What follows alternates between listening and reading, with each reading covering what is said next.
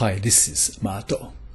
In this video, I will show you extremely beautiful chess game. This is the game between Rashid Nesmedinov and Mikhail Tal that was played in Baku in 1961. This is actually the game from Soviet Union Championship that was played in Baku in 1961. And where is Baku? Baku is the capital city of Azerbaijan. In this game, Rashid Nesmedinov had white pieces and he started with e4. Tal played c5 and we have Sicilian defense. Knight to f3, d6, d4, pawn takes pawn, knight takes on d4, knight to f6, attacking pawn on e4, knight to c3 defending, e6. This is known as the Scheveningen variation of Sicilian defense. Bishop to e2. And now Tal played knight from b to d7. This is not the most popular move in this position. More popular is a6. Bishop to e7 is also popular. So is knight to c6. But Tal played knight from b to d7. Rashid castled kingside. a6. What is this doing? Well, this is preventing knights from jumping to b5. Also, black is going to play b5 and bishop to b7. f4, queen to c7. Bishop to f3 is kind of a natural move in this position. Rashid played g4, pawn storm. Rashid goes for all or nothing. We have b5, threat is b4, a3, bishop to b7, pressure is on the pawn on e4, bishop to f3 defending, knight to c5, 1, 2, 3 attackers, 1, 2, 2 defenders, queen to e2 defending, e5, knight to f5, g6, attacking knight. And where is the knight going? Knight to g3 or knight to e3 comes to mind, but Rashid has no reverse gear. Pawn takes pawn on e5. Pawn takes pawn. Knight to h6. If bishop takes knight, bishop takes bishop. Knight to e6. Bishop to g2. What is this doing? Rook is hitting knight on f6. Bishop to g7. And we have reached critical position of the game. It is white to move. How would you continue in this position if we had white pieces? How would I continue? If it was me, I would play bishop to e3. This looks like a normal developing move, but then castling queenside with chances for both sides. In the game,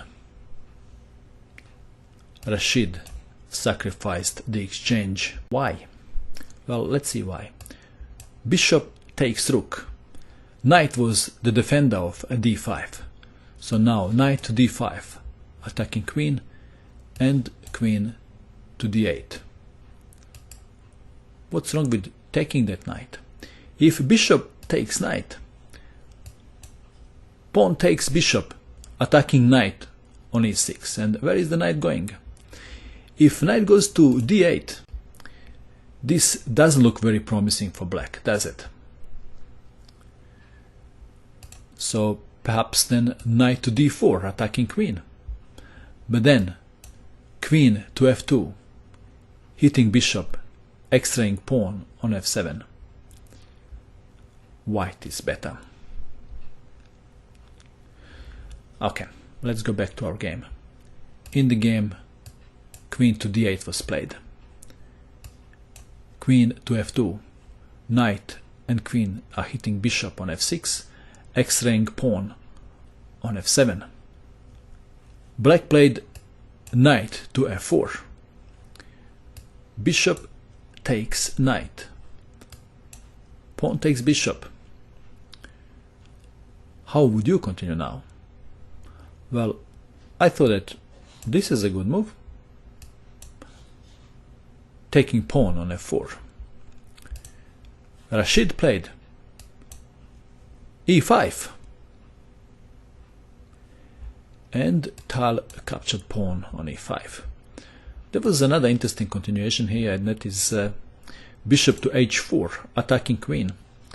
Queen must stay close to knight on d5, and then after rook to f8, rook to d1. Who is better, white or black? Black is better materially, but also black king doesn't seem to be very safe. Okay, let's go back to our game. In the game, Tal captured pawn on e5. Rook to e1, pinning bishop. f6. And we have reached another critical position of the game. It is white to move. If you wish, you can pause this video and you can try to find the killer move that Nesmedinov played in this position. Ready? Would you play this? Sacrificing the knight on f6. Queen takes knight. Queen to d4.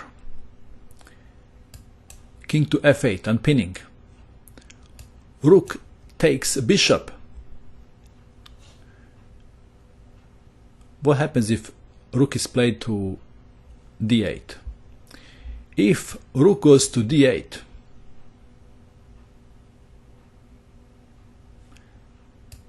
then check. And after king takes, queen takes queen. In the game, Tal played queen to d8, hoping to exchange queens. Rook to f5, sacrificing rook, temporarily. Pawn takes rook. Queen takes rook on h8, check. King to e7, check. King to e6, pawn takes pawn. And black resigned. Possible continuation is king to d6, knight to f7 check, forking king and queen. King to c5, knight takes queen.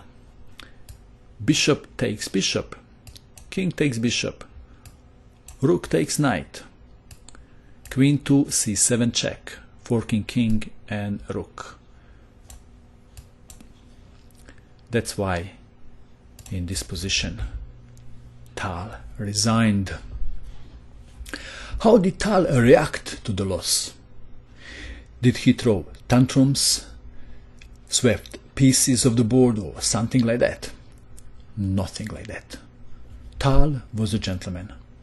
He just clenched his fist and punched Rashid straight in the nose. Just kidding. Tal was a good sport. He kicked him instead. Kidding again.